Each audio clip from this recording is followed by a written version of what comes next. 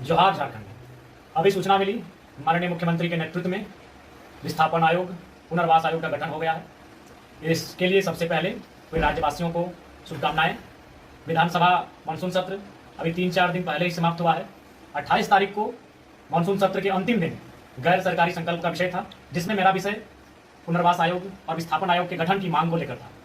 विस्थापन और पुनर्वास आयोग के गठन की मांग को लेकर यूं तो सालों से कई माननीय सदस्य विधानसभा के पटल पर मांग को उठाते रहे हैं, आवाज को बुलंद करते रहे हैं, लेकिन इस बार माननीय भू राजस्व मंत्री श्री दीपक बिरुवा जी से मेरी जो विस्थापन को लेकर जोरदार बहस हुई, पूरे राज्य ने देखा और मैंने माननीय मंत्री महोदय से स्पष्ट कहा कि आप तिथि स्पष्ट बताइए कि विस्थापन और पुनर्वास आयोग का गठन 15 दिनों में करेंगे, 45 दिनों में करेंगे या 100 दिनों में करेंगे या 150 दिनों में करेंगे।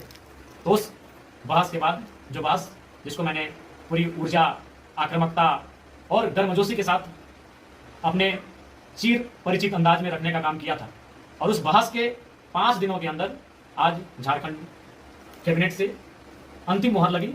जो 25 वर्षों से मांग अधूरी पड़ी थी, विस्थापितों की मांग, विस्थापितों की आवाज, उस दिशा में सरकार ने पहल किया है और इसके लिए मैं माननीय मुख्यमंत्री और माननीय विभागीय मंत्री को भी धन्यवाद देना चाहूंगा। साथ ही पूरे राज्य के जनमानस को शुभकामनाएं कि चलिए अंततः इस राज्य को विस्थापन और पुनर्वास आयोग के गठन का शुभ समाचार मिला। और साथ ही प्रवासी मजदूरों को भी पैकेज दिया गया, विशेष पैकेज दिया गया जो करोड़ों का पैकेज है। इस पर भी मैंने 3 बार विधानसभा में सवाल किया था, बहस किया था।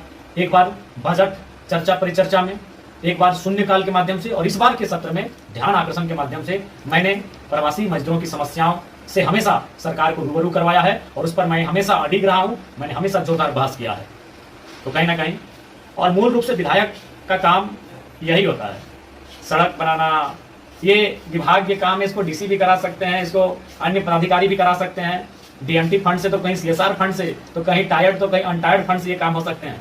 लेकिन विधायक का जो मूल काम होता है, विधेयक पर बहस करना, विधेयक पर चर्चा करना, विधेयक प्रेजेंट करना या फिर विधेयक बनाने के लिए सरकार को बाध्य करना।